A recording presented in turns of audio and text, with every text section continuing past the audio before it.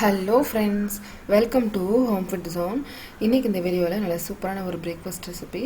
ரொம்ப சிம்பிளாக இருக்கும். இது மட்டும் செஞ்சால் கூட போதும். இதுக்கு சைட் டிஷ் எதுவுமே செய்ய தேவையில்லை. இப்படியே சாப்பிட்றதுக்கே ரொம்ப ரொம்ப நல்லாயிருக்கும். கண்டிப்பாக இது குழந்தைங்கலேருந்து பெரியவங்க வரைக்கும் எல்லாருக்குமே ரொம்ப பிடிச்ச ஒரு ரெசிபியாக இருக்கும்.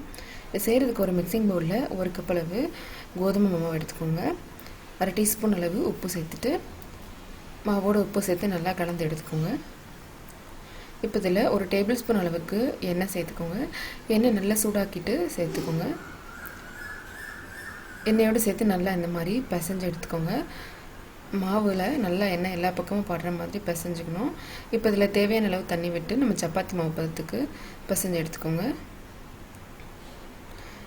இப்போ இது ஒரு 10 நிமிஷம் மட்டும் அப்படியே ஊற வச்சிடலாம். இன்னொரு மிக்சிங் பவுலில் 2 மீடியம் சைஸ் வெங்காயம் இந்த மாதிரி நீளமாக கட் பண்ணி எடுத்துக்கோங்க. 1/4 கப் அளவுக்கு கொத்தமல்லி இலை பொடிசாக நறுக்கினது, 1/2 டீஸ்பூன் அளவுக்கு மிளகாய்த்தூள், 1/4 டீஸ்பூன் கரம் மசாலா, 1/4 டீஸ்பூன் மஞ்சள் தூள், தேவையான அளவு உப்பு சேர்த்துக்கோங்க. 1 டீஸ்பூன் அளவு லெமன் ஜூஸ் சேர்த்துட்டு இது எல்லாத்தையுமே சேர்த்து நல்லா கை வச்சு இந்த மாதிரி பசைஞ்சுக்கோங்க.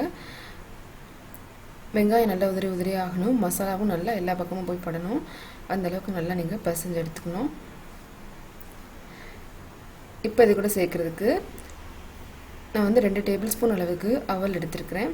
இதை ஒரு மிக்சி ஜாரில் போட்டு நல்லா பவுடராக ஆக்கி எடுத்துகிட்டு வந்துடுங்க. இந்த பவுடரை நம்ம இந்த வெங்காயத்தோடு சேர்த்து நல்லா மிக்ஸ் பண்ணிக்கணும். அவ்வளோதான், நமக்கு தேவையான ஸ்டஃபிங் ரெடி. இப்படிமா செய்ய ஆரம்பிக்கலாம். நம்ம ஏற்கனவே ஊற வச்சுருக்கிற மாவை திரும்ப நல்லா பிசைஞ்சிட்டு பெரிய லெமன் சைஸ் அளவு உருண்டைகளாக பிரித்து எடுத்துக்கோங்க. இப்போ நம்ம தான் தேய்க்க ஆரம்பிக்கலாம். அடியில் நல்லா மாவு போட்டுக்கோங்க.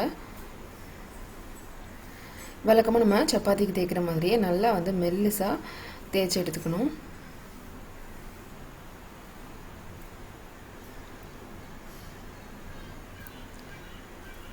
இந்த அளவுக்கு நல்லா மெல்லிசாக தேய்ச்சி எடுத்துக்கோங்க. இப்போ இதை நம்ம கட் பண்ணி எடுக்கணும். நடுவில் இருந்து ஏதாவது ஒரு கார்னருக்கு இந்த மாதிரி கட் பண்ணிக்கோங்க. இப்போ இதில் நீங்கள் பார்க்குற மாதிரி ஒரு சைடில் கார்னரில் வெங்காயம் மிக்ஸ் பண்ணி எடுத்ததை இதில் சேர்த்துக்கலாம். நான் 2 டேபிள் ஸ்பூன் அளவு சேர்த்துருக்கிறேன். நீங்கள் உங்கள் சப்பாத்தி எந்த அளவு தேய்ச்சிருக்கீங்களோ அதுக்கேற்ற மாதிரி சேர்த்துக்கோங்க. இப்போ இதில் கொஞ்சமாக எண்ணெய் தடவி விட்டுக்கலாம். இப்போ நீங்கள் பார்க்குற மாதிரி ஒரு சைடில் இருந்து இந்த மாதிரி மடித்து எடுத்துக்கோங்க. மடிச்சுட்டு எல்லா பக்கமும் நல்லா இந்த மாதிரி சீல் பண்ணி எடுத்துக்கோங்க. திரும்பவும் இன்னொரு கார்னருக்கு மடிச்சுட்டு நல்லா சீல் பண்ணிவிட்டு மொத்தமாக அந்த மாதிரி மடித்து நல்லா சீல் பண்ணி எடுத்துக்கோங்க. அப்போ தான் உள்ள இருக்கிற ஸ்டஃபிங் வெளியில் வராமல் இருக்கும். இதை நம்ம திரும்பவும் நல்லா தேய்ச்சிக்கலாம்.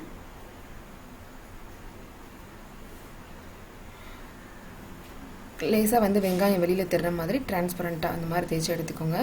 இப்போ இதை நம்ம சுட்டெடுக்கிறதுக்கு ஒரு தோசை தவா சுட் பண்ணிக்கோங்க. இதில் நம்ம தேய்ச்சி எடுத்து சேர்த்துட்டு ஒரு சைடு நல்லா வெந்து வந்ததும் திருப்பி விடலாம். இப்போ மேலே கொஞ்சமாக எண்ணெய் இல்லைனா நெய் தடவி விட்டுக்கோங்க. சிம்லே வச்சு சுட்டு எடுத்துக்கோங்க. அப்போ தான் வெங்காயம் ஓரளவு நல்லா வதங்கி நமக்கு சூப்பராக இருக்கும். திரும்பவும் திருப்பி போட்டுட்டு மேலே லேசாக எண்ணெய் இல்லைனா நெய் சேர்த்துக்கோங்க.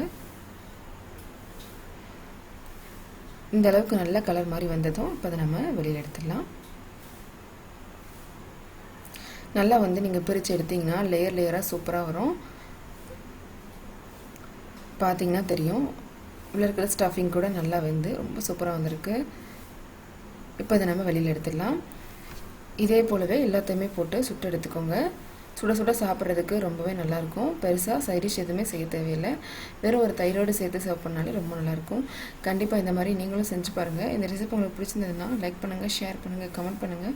கண்டிப்பாக ஹோம் ஃபுட் ஜோனுக்கு சப்ஸ்கிரைப் பண்ண மறக்காதீங்க. இதே போல் நல்ல ரெசிபியோடு நாளைக்கு உங்களை மீட் பண்ணுறேன். அது வரைக்கும் பாய்.